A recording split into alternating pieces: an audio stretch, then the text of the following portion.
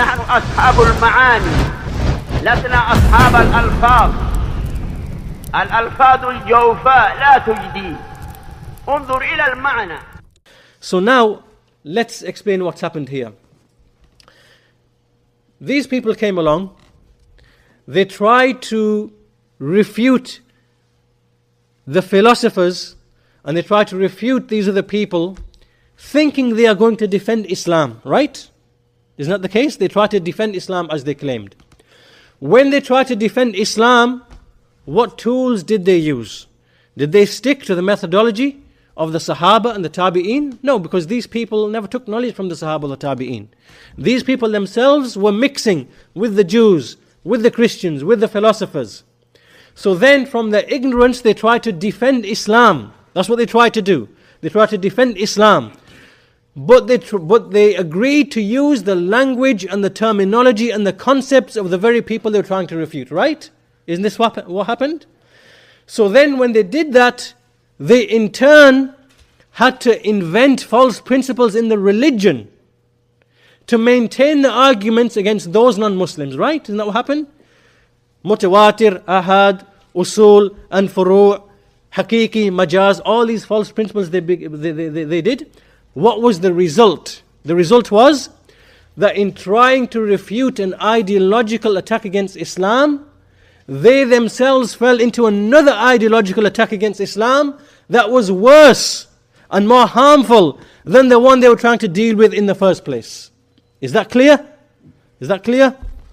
Because that is the main point that I'm trying to make today. Now listen to the statements from the Salaf. Listen to the statements of the Salaf. And you will understand the point I'm trying to make. Here we have Al-Hafidh Abdul Ghani Al-Maqdisi rahimahullah, from one of the great scholars. He has a book, Al-Iqtisad fil I'tiqad. He says, you should know, may Allah have mercy upon you, wa'lam rahimakallah, an al-Islam wa ahlahu utu min tawa'if thalath. You should know that Islam is attacked from three factions. And he mentions the first of them. The first of them are those who deny the ahadith of the attributes and who denied or rejected their narrators. Those people, فَهَؤُلَاءِ أَشَدُّ ضَرَرًا عَلَى الْإِسْلَامِ وَأَهْلِهِ مِنَ الْكُفَّارِ. He said there are three types of people who attack Islam. The first of them are those who deny the attributes, who deny the ahadith of the attributes and cast doubt upon the narrators of those who narrated the hadith of attributes.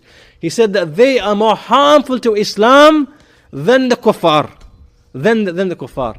This is an example of how when you innovate something, trying to refute the non-Muslims, and then you innovate something false, you are more harmful to Islam than those non-Muslims themselves. Likewise we see from Ibn Aqil, he said, there is nothing upon the Sharia. ما على الشريعة أضر من مبتدئ المتكلمين وجهلة المتصوفين. There is nothing more harmful upon the Sharia than the ignoramuses from the mutakallimin, from the people of Kalam. Why? Because they tried to refute the non-Muslims, but they refuted with falsehood, and so they ended up attacking Islam in a greater way than the people whom they were trying to refute in the first place. Likewise, we see Ibn Abdul Barr, rahimahullah, he says that Imam Malik used to hold that it is obligatory to seek the repentance of the Qadariyya and the Ibadiyya, and if not, they are to be killed. And then this was mentioned from some of the other Maliki scholars, and they would say that is this the view of Malik just towards the Ibadiyya and the Qadariyya? And they said no. Rather, this was the position of Imam Malik towards all of the innovators. And the reason why he held this view is because لِإِفْسَادِهِمْ فِي الْأَرْضِ وَهُمْ أَعْظَمُ إِفْسَادًا مِنَ الْمُحَارِبِينَ لأن إفساد الدين أعظم من إفساد المال. So he said that this was the view of Imam Malik towards all of the people of innovation, because their corruption is the corruption in the earth, and it is greater than the corruption of those who actually fight Islam. Right? So you understand why that is the case. Okay. Likewise, Ibn Taymiyyah rahimahullah, he said, speaking about the people of innovation and the disbelievers, he said that when the disbelievers, when they take over a land of the Muslims, they do not actually corrupt the hearts of the people. Why? Because the hearts of the people are already averse to the non-Muslims. That's why the ideological attack of the non-Muslims against Islam, most Muslims know it. They try to attack the woman, they try to attack the hijab, they try to attack inheritance, they try to attack the Muslim dress, they try to attack the hudud of Islam. No Muslim is really going to be affected by that. Most of the Muslims, they're not going to be affected by that, inshallah ta'ala. But when a mubtadi comes, an innovator comes along, and he comes in the name of Islam, and he says this is from Islam, and he corrupts the belief of the Muslims and the methodology of the Muslims, then this corruption is greater than the corruption that the non-Muslims can bring. And for that reason, it brings us now to the final point that I want to make, which is the question, which is, why did the Salaf, why don't we see from the Salaf, why didn't the Salaf refute those Jews and those Christians and those philosophers and the Sabaeans and the Hindu philosophers? Do we see any books from them? The answer is no. And Shaykh Salih al-Shaykh, he has an excellent explanation of this, and we will finish this lesson by reading his kalam. He says, Shaykh Salih al-Shaykh, he said that when we look at the scholars of Islam in the time of the Salaf, we see that the majority of their concern was with the Sunnah and refuting bid'ah and refuting the people of bid'ah. He says this is so apparent from the Imams of Islam. Their whole lives were spent refuting the innovators, but they did not occupy themselves with refuting the kuffar, the original kuffar from the Jews and the Christians. So he said that when you look at Imam Ahmad and Sufyan and Hamad bin Zayd and Hamad bin Salama and Nu'aym and all of the Imams of the Salaf like Al-Awza'i and Ishaq and Ali bin al-Madini, all of these are scholars from the 2nd and the 3rd century, from 100 Hijrah to 300 Hijrah. These are the scholars who dealt with the poison of ilm al-kalam that entered into the ummah.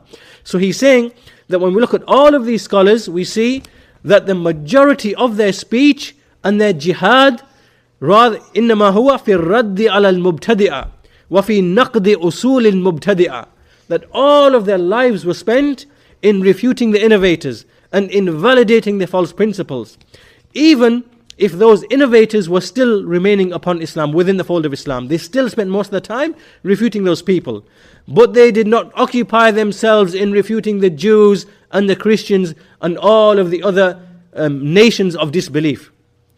وَذَلِكَ لِأَنَّ شَرَّ الْمُبْتَدِعِ لَا يَظْهَرُ عَلَى أَهْلِ الْإِسْلَامِ. This is because the evil of the innovator is not something that's apparent to the people of Islam. Not apparent to the people of Islam. And the people of Islam will not be safe and secure from the evil of the people of innovation.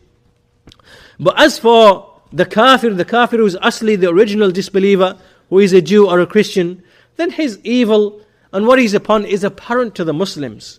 It's apparent to the Muslims. And so he says, because Allah subhanahu wa ta'ala has explained the batil of the Jews and the Christians and the Dahriya, the atheists, already made it clear in the Quran. He's already made it clear in the Quran and made it clear in his book. And so he says, as for Ahlul Bid'ah, then the evil amongst them is much. And so for this reason, he said, now listen, this is the point now. For this reason, it can never ever be ascribed to the people, to Ahlul Sunnati wal Jama'ah, that they are deficient in refuting the Jews and the Christians. It can never ever be ascribed to Ahlul Sunnah that they are deficient in refuting the Jews and Christians and they are just occupied with refuting the people of Islam.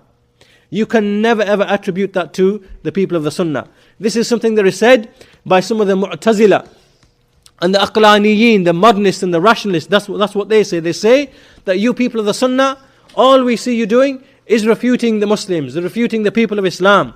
And we don't see you saying a word against the kuffar and the Jews and the Christians and all the other, And so the Shaykh says that the reason for this is what I've just explained to you, which is that the evil of innovation is greater, because these people come to the people of Islam in the name of Islam.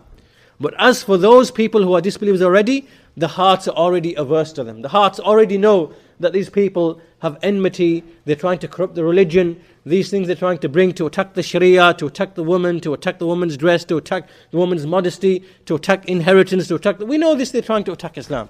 The hearts of the Muslims already have aversion towards them.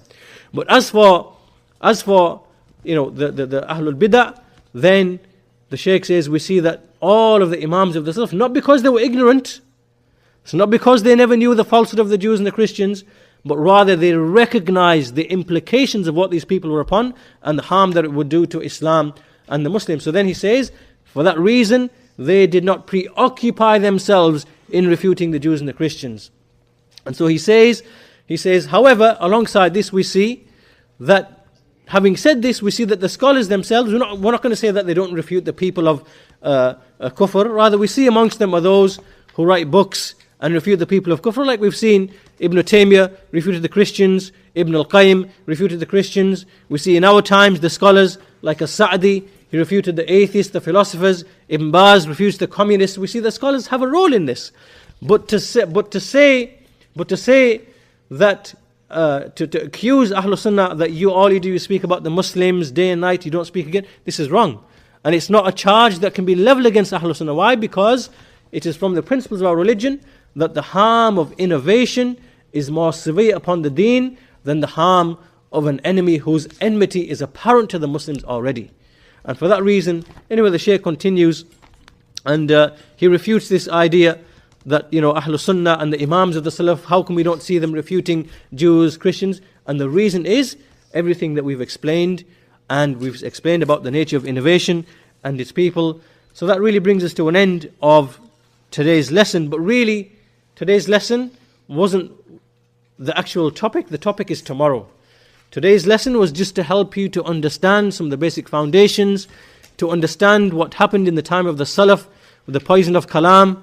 And tomorrow we will look at the 20th century. We will look at another poison. This poison is the poison of fikr, ideology.